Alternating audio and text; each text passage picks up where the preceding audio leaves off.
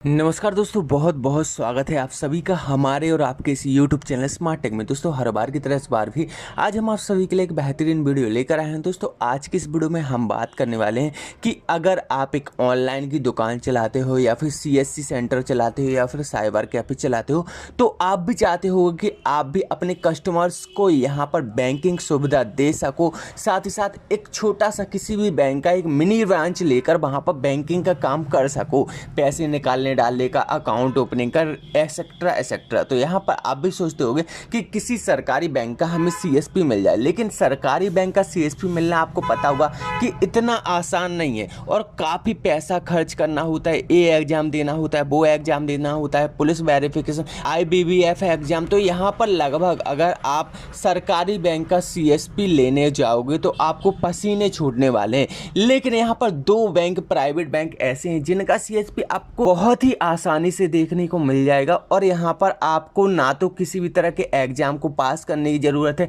ना ही किसी भी तरह की पुलिस वेरिफिकेशन की ज़रूरत है। यहाँ पर सिर्फ आपका 2 से 2,500 रुपये तक का खर्च होगा। यहाँ पर इन पोर्टल्स को आप ले सकते हो। जिन पोर्टल्स की मैं बात कर रहा हूँ उनका नाम है एयरटेल पेमेंट बैंक CSP, दूसरा आपका फिनो पेमेंट बैंक ग्राहक सेवा केंद्र। अब यहाँ पर दोस्तों बात करते हैं कि यहाँ पर दोनों को लेने का प्रोसेस क्या है, उसके बाद मैं आपको इन दोनों का कंपैरिजन बताऊंगा, ठीक है ना। पहला बात करते हैं एयरटेल पेमेंट बैंक की। तो यहाँ पर आप अपने आसपास देखिएगा जिले में जहाँ पर भी एयरटेल सिम का डिस्ट्रीब्यूटर, एयरटेल टेलीकॉम कंपनी का जो भी डिस्ट्रीब्यूटर हो उसी के पास एयरटेल पेमेंट बैंक का भी डिस्ट्रीब्यूटर वही होता है। तो वही चाहे तो आपको यहाँ पर एयरटेल पेमेंट बैंक का ब्रांच दे सकता है, मतलब कि CSP पोर्टल दे सकता है। अब यहाँ पर आप अपने नज़दीकी एयरटेल पेमेंट बैंक के डिस्ट्रीब्यूटर के पास जाओगे, अपने डिस्ट्रिक्ट के नज़दीकी, तो वहाँ पर वो लोग आपके एयरटेल पेमेंट बैंक की ID बनाएंगे और वहाँ पर आपकी ऑन बोर्डिंग के लगभग 350 रुपये चार्ज काटेंगे, ठीक है ना। इसके अलावा इसका कोई भी चार्ज नहीं होता है, सिर्फ 350 का खर्चा आता है। इसमें आपका पोर्टल खुलकर तैयार हो जाता है।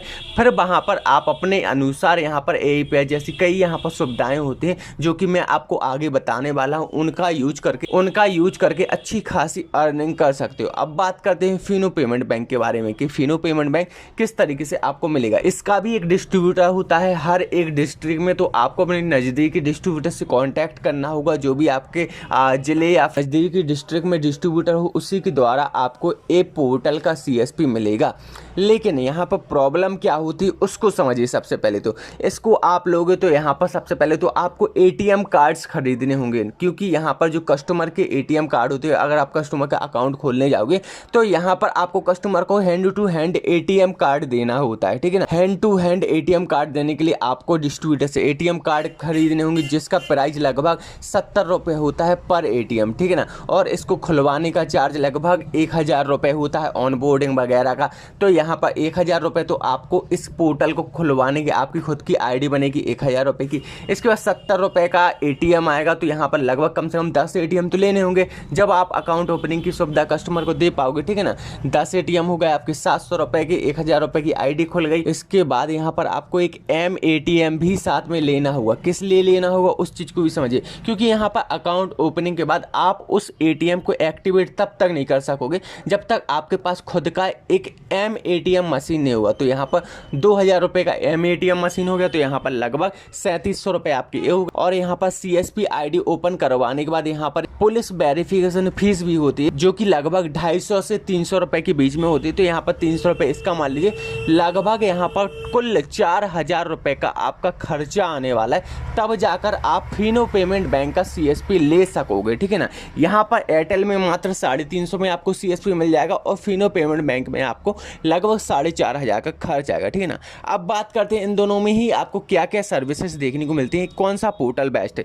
तो यहाँ पर मैं एक एक करके दोनों की ही कंपैरिजन आपको बताते जा रहा हूँ। देखिए यहाँ पर देखिए, जैसे ही आप यहाँ पर इनका ब्रांच लोगे, CSP पोर्टल लोगे, तो दोनों में ही आपको करंट अकाउंट देखने को मिलेगा, खुद का पर्सनल करंट अकाउंट देखने को मिलेगा, जिसके माध्यम से आप लेन देन कर सकोगे और पैसों का आदान प्रदान कर सकोगे, जिसमें आपको कोई प्रॉब्लम ना हो, ठीक है ना। तो फिनो एयरटेल दोनों में ही आपको BC करंट अकाउंट देखने को मिलता है, जिसके माध्यम से आपको कभी भी नोटिस वगैरह का टेंशन नहीं रहेगा। इसी अकाउंट से जितना चाहे लेन देन कीजिए, कोई दिक्कत नहीं, ठीक है ना। इसके बाद कस्टमर अकाउंट ओपनिंग की सुविधा दोनों में मिल जाती है, एईपीएस कैश विड्रॉल की दोनों में, एईपीएस कैश डिपॉजिट की आपको सिर्फ फिनो में सुविधा देखने को मिलती है। वैसे ये सुविधा कुछ खास नहीं है, इसलिए ज़्यादातर पोर्टल्स में ये फिनो कैश डिपॉजिट की सर्विस देखने को नहीं मिलती। इसके लिए आप यूट्यूब पर मेरी और भी कई वीडियोस हैं एईपीएस कैश डिपॉजिट से रिलेटेड, तो उस पर भी विजिट कर सकते हो, पूरी डिटेल आपको मिल जाएगी। आधार पे की सुविधा सिर्फ आपको फिनो पेमेंट बैंक में मिलती है, एयरटेल पेमेंट बैंक में नहीं मिलती है।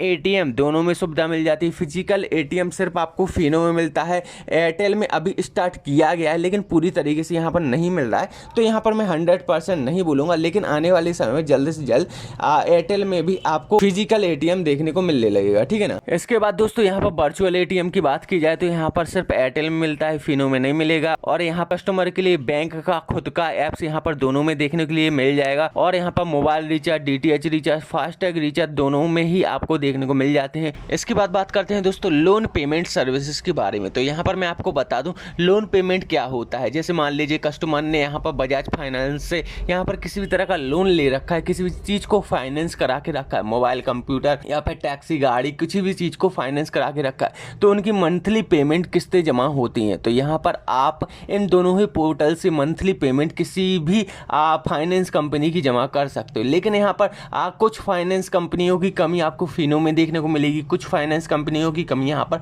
एयरटेल में देखने को मिलेगी। तो यहाँ पर दोनों की ही लोन पेमेंट सर्विसेज में जमीन आसमान का अंतर है। और यहाँ पर एजेंट कस्टमर मैंने ऑब्लिक में लिख रखा है, तो इसको भी समझा देता हूँ। देखिए एजेंट क्या होता है, मान लीजिए बजाज फाइनेंस का कोई भी लोन रिकवर एजेंट है, तो वो यहाँ पर क्या करता है, कस्टमर के घर जाकर यहाँ पर लोन की जो भी मंथली राशि होती है वो उसे कलेक्ट करता है, और उसे कलेक्ट करने के बाद उसे अपने पोर्टल में उसे डालना होता है वो सारे कलेक्ट किए गए पैसों को। तो यहाँ पर वो एजेंट क्या करेगा कि आपकी दुकान पर आएगा और यहाँ पर आपको कैश देगा और आपके पोर्टल के जरिए आपसे डिपॉजिट करवा लेगा पैसे, ठीक है ना। तो इसका आपको एक कमीशन मिलेगा, ठीक है ना। और आपकी जो कैश की किल्लत होती है ना, कैश की जरूरत वो भी खत्म हो जाती है, क्योंकि आपको पता होगा कि एईपीएस कैश विड्रॉल की मदद से यहाँ पर दिन में कम से कम 20-25-50 हज़ार तक का कैश उठ जाता है। जितने भी सीएसवी संचालक होते हैं उन्हें कैश की बहुत नीड होती है। तो यहाँ पर इसीलिए मैंने एजेंट कस्टमर लिखा हुआ है। तो कस्टमर का तो आप समझ चुके हो, एजेंट का भी समझ चुके होंगे। यहाँ पर फास्टैग की सुविधा दोनों में ही देखने को मिल जाती है,